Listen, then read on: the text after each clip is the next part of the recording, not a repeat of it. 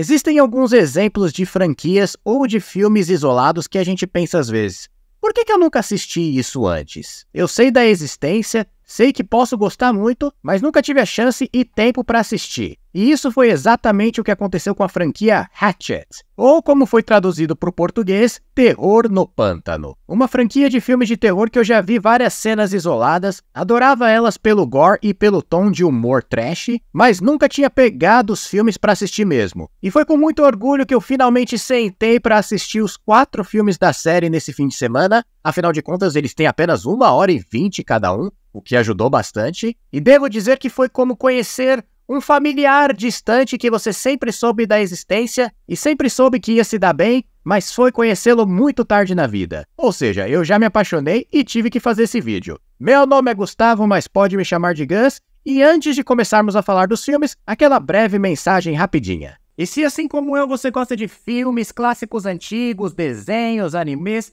trecheira da boa, mais do que qualquer pessoa normal nesse mundo, não deixe de se inscrever no Trechando com o Gus, porque aqui é sua casa. E Hatchet, numa tradução literal, seria aquela machadinha que tem 2 lados da lâmina. E é justamente a arma que o nosso vilão principal da franquia, Victor Crowley, usa como uma das formas de matar as suas vítimas. E essa é uma série de filmes criada pelo diretor Adam Green. E o primeiro Hatchet, que é de 2006, foi o primeiro filme da carreira dele, e ele conseguiu financiamento para o projeto, fazendo primeiro um curta-metragem mais barato para mostrar para os investidores e conseguir conquistá-los para bancar a produção. Porque Adam Green, na verdade, era um apaixonado por filmes de terror da década de 80 e 90, e ele queria criar o seu próprio personagem slasher de terror, com a sua própria franquia. Não só isso, como prestar homenagem a todos esses clássicos e chamar atores reconhecidos dessas outras franquias para o seu projeto. E começando por esse primeiro filme de 2006, a história dele é bem simples e direto ao ponto. Você tem um grupo de turistas que está fazendo um passeio por Nova Orleans, participando das festividades da cidade,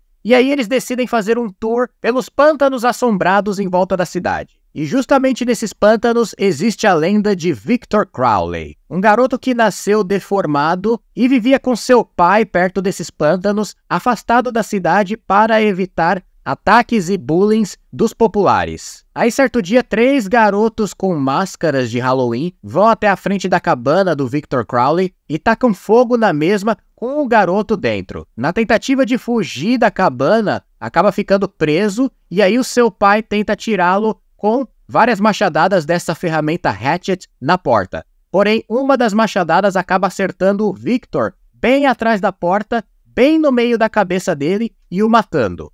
Isso deixa o pai do Victor Crowley muito triste e ele acaba morrendo anos depois. Porém, como há alguns detalhes sombrios sobre o nascimento do garoto, envolvendo até voodoo, que a gente vai falar depois, o espírito dele continua rondando pelo pântano, onde diz a lenda que ele virou um monstro gigante que mata várias pessoas que passam pelo mesmo. E indo direto ao assunto, isso é exatamente o que acontece com esse grupo de turistas. Eles acabam se encontrando com o Victor Crowley no meio da floresta e sendo mortos um por um das maneiras mais gore e trecheira possível. E logo de cara eu amei esse filme porque ele tá no tom do tipo de terror que eu gosto. Uma bela mistura de terror, comédia e trecheira. Uma leve pitada de drama que eu vou falar daqui a pouco. Mas a questão é que o filme não se leva a sério desde o início, já mostrando os jovens idiotas que estão participando lá do carnaval da cidade de Nova Orleans, e apresentando os personagens basicamente como caricaturas que só servem para ser mortas das maneiras mais sangrentas possíveis.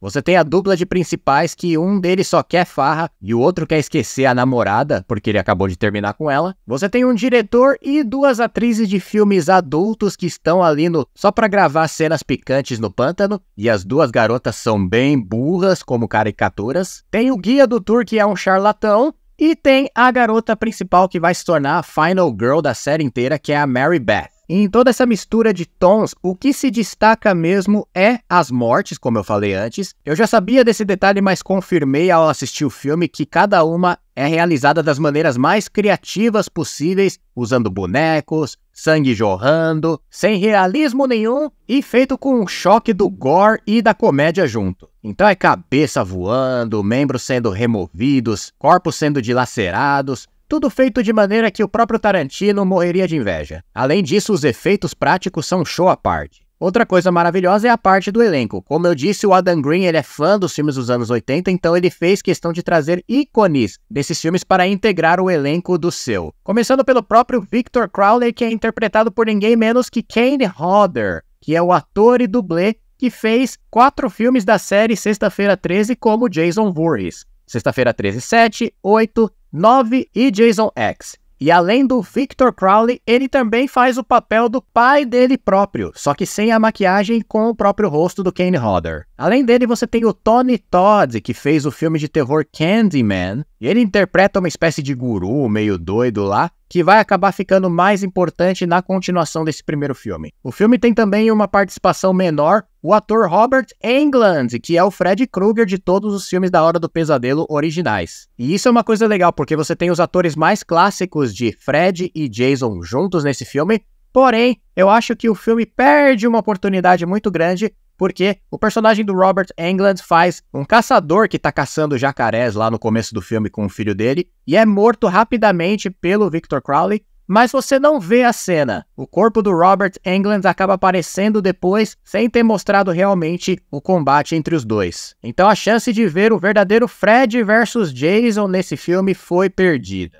Porque no filme Fred versus Jason, que nós ganhamos de verdade, nós temos o Robert Englund fazendo o Freddy Krueger lá, mas o ator que faz o Jason é o Ken Kinzner, e não o Kane Hodder, que foi trocado pelo estúdio em cima da hora, por motivos que são meio estranhos até hoje, mas que enfureceu a maioria dos fãs que queriam o Kane Hodder, que é o ator mais clássico do Jason, para fazer esse encontro. Mas enfim, essas são apenas referências ou participações, que a série tá cheia delas e a gente vai falar das outras daqui a pouco. Mas nesse primeiro filme você tem todos esses personagens sendo mortos das maneiras mais criativas possíveis, e logo depois é revelado que a personagem Mary Beth, que é interpretada pela Tamara Feldman nesse filme, é na verdade filha do Robert Englund e do filho dele que morreram no começo do filme, e estava procurando os dois ali usando esse tour para poder entrar escondida nos pântanos. Bom, como esse vídeo vai ter vários spoilers, eu já vou deixando avisado que eu vou falar detalhes do final. Acaba que no final ela acaba sendo a única sobrevivente de todo o filme, e uma coisa interessante que o Adam Green faz de filme para outro da série é que ele sempre termina de maneira abrupta, no meio de uma cena, sem deixar um link para o próximo filme. Só que nos próximos filmes ele começa as histórias exatamente desse ponto, exceto o quarto filme que a gente chega lá. E aí no Hatchet 2 você tem o retorno da personagem Mary Beth, exatamente do ponto em que ela estava sendo atacada pelo Victor Crowley no último filme, e aí começa uma nova aventura com ela de novo, só que agora é interpretada pela atriz Danielle Harris, que para quem conhece é também uma atriz conhecida dos filmes de terror, principalmente da série Halloween, em que ela interpretou a jovem Jamie Strode nos filmes Halloween 4 e 5. Além disso, ela voltou como a personagem Annie Brackett no Halloween de Rob Zombie, no remake. Ou seja, ela é bem familiar com filmes de terror, e aqui ela volta sendo uma badass que foi a única sobrevivente desse ataque, e faz um acordo com o personagem do Tony Todd para juntar um grupo de caçadores para ir atrás do Victor Crowley na floresta para ganhar uma recompensa. Claro que isso não dá muito certo porque o grupo serve apenas para trazer mais vítimas para o Victor Crowley fazer a festa com mais morte cheia de gore e trecheira. Nesse filme, as participações especiais ficam mais por conta da Danielle Harris, que eu já falei, e também do John Carl Bickler, que é o diretor de Sexta-feira 13 parte 7, e também o especialista em efeitos especiais da maior parte daqueles filmes da franquia, e aqui também.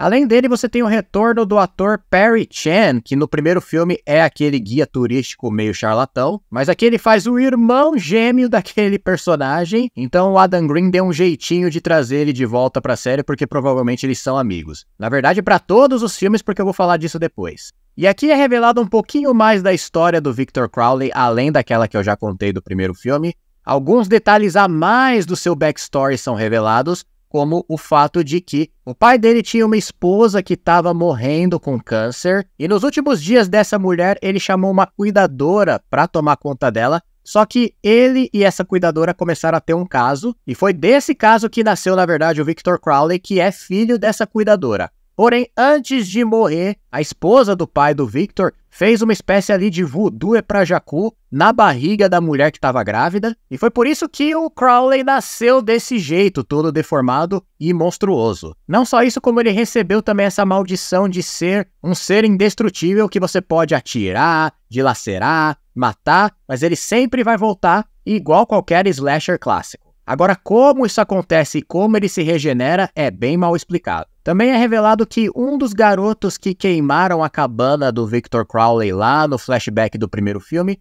era justamente o Robert Englund, na infância, é claro. E foi por isso que o Crowley foi se vingar dele no começo daquele filme, e agora tem uma regra mística que ele tem que matar todas as pessoas da família do Robert Englund para poder...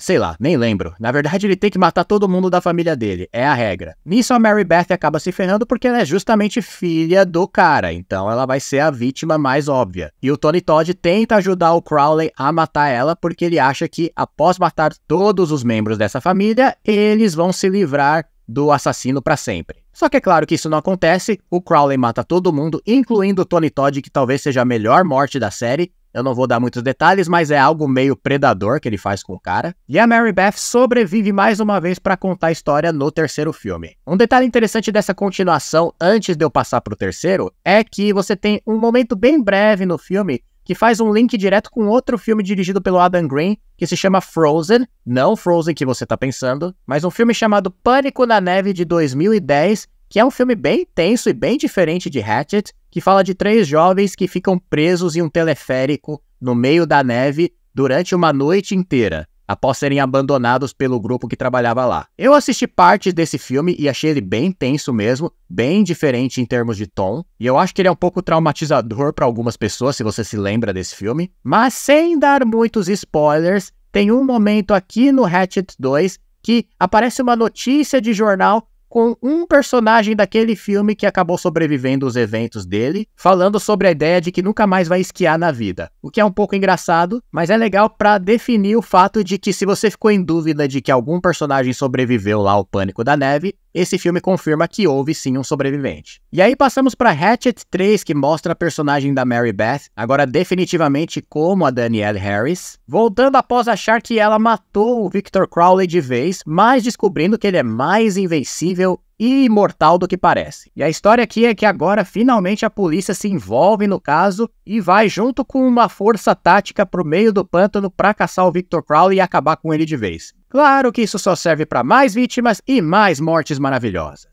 E esse é o filme que tem mais participações interessantes. Nós temos o Zach Gilligan, que fez o jovem Billy Peltzer em Gremlins 1 e 2. Temos também o Derek Mears, que fez o Jason no remake de Sexta-feira 13, em 2009. E aqui ele faz um chefe de operações que se encontra com o Victor Crowley, então é legal porque você tem ele e o Kane Hodder se encontrando, ou seja, 2 Jasons lutando simbologicamente. Você tem o ator Sid Haig num papel bem engraçado, que é um ator que aparece bastante nos filmes do Rob Zombie, e ninguém menos que a Caroline Williams, que faz a Stretch de O Massacre da Serra Elétrica 2, filme que eu adoro e já falei aqui no canal, fazendo uma repórter meio Gail Weathers do Pânico, que tá ali se envolvendo no caso do Victor Crowley. E esse é o filme que meio que termina uma trilogia pro personagem do Crowley, porque aqui eles descobrem que o único jeito de destruir ele mesmo é pegando as cinzas do pai dele e jogando no mesmo, que é um final meio anticlimático, mas é uma ideia que eles tiveram ali para destruir o monstro de uma vez. É o único filme não dirigido pelo Adam Green, mas o diretor B.J. McDonnell faz um bom trabalho no lugar dele, que segue bem o que foi estabelecido na série. De qualquer jeito, esse filme termina o ciclo do Victor Crowley, também terminando abruptamente, mas deixando ali meio no ar o que aconteceu com a Mary Beth, que teve um último confronto com ele, e também destruindo ele de vez, pelo menos é o que a gente achava, até chegar Hatchet 4, ou seja, Terror no Pântano 4, que tem o retorno do Victor Crowley e tem o retorno também do personagem do Perry Chen, que estava no terceiro filme como um cara chamado Andrew, que fazia parte dos policiais, mas aqui ele faz um cara que se aproveitou da fama que ele ganhou com todos os eventos do terceiro filme para lançar livros e falar sobre a lenda do Victor Crowley. Então, assim, esse ator deve ser muito amigo mesmo do Adam Green, porque ele conseguiu agora voltar no terceiro filme como um personagem totalmente diferente que nem tem ligação com os irmãos do primeiro e do segundo filme, e agora volta no quarto filme sendo teoricamente o único sobrevivente de todos os eventos do terceiro. E a história desse filme segue bem os padrões do primeiro. Você tem um grupo de personagens que tá ali no avião com esse personagem do Perry Chan. Você tem a agente dele, que é interpretada pela atriz Felissa Rose, que fazia a Angela do filme Sleepaway Camp, ou Acampamento Sinistro. Aí tem um trio de jovens que estão ali na floresta também fazendo um filme baseado no Victor Crowley. Na verdade, eles vão gravar um teaser para poder ganhar financiamento, meio que refletindo a própria história do Adam Green com o primeiro filme. E aí tem um ator bem canastrão que eles chamaram para fazer parte da produção. E a ideia é que esse grupo de jovens que estão fazendo esse filme trazem com eles o canto de voodoo que foi proclamado quando a esposa do pai do Victor Crowley amaldiçoou a barriga da mãe verdadeira dele. Como eles não sabem falar esse voodoo, eles colocam vídeos de youtubers proclamando esse voodoo, e aí o som dele se espalha pela floresta e traz o monstro de volta à vida. Esse evento também faz o avião que o personagem do Perry Chan está indo fazer a entrevista no pântano cair. Ele cai no meio do pântano junto com um grupo de personagens dele. Todo mundo se junta e todo mundo é morto pelo Victor Crowley, daquelas maneiras que a gente já sabe. Eu particularmente achei esse o filme mais fraco da franquia, embora tenha sido dirigido de novo pelo Adam Green, que volta aqui como diretor.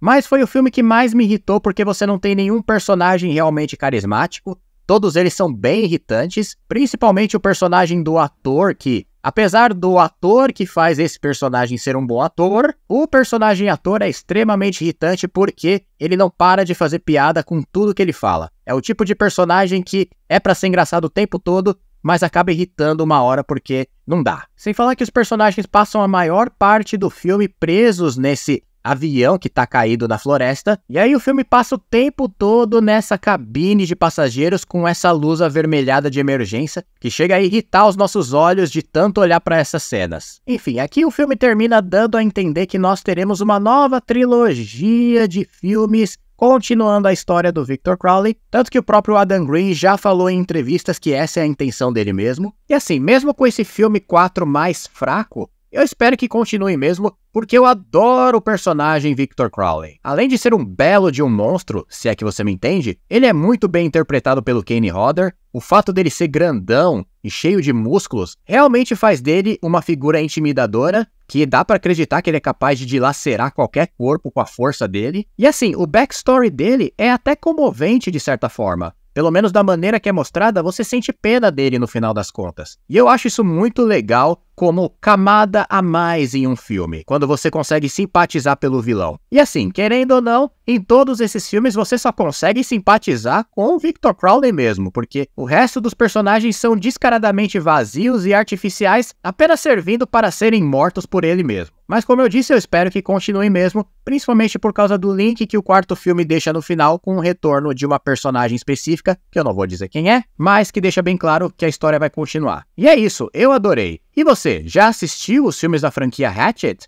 Coloca sua opinião aqui embaixo, o que você achou?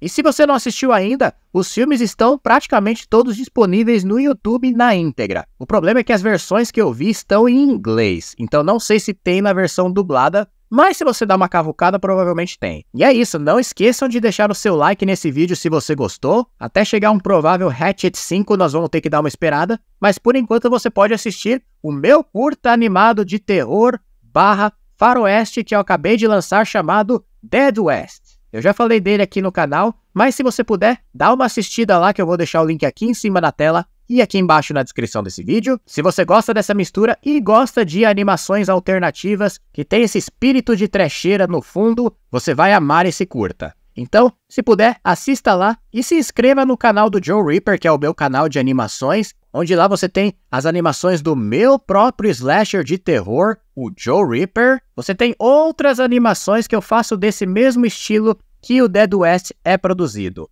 Então, além de te agradecer do fundo do meu coração, você me ajuda a continuar esses outros projetos para trazer cada vez mais trecheira, da mais pura e melhor qualidade para as nossas vidas. E é isso, eu vou ficando por aqui, até a próxima trecheira e tchau, tchau!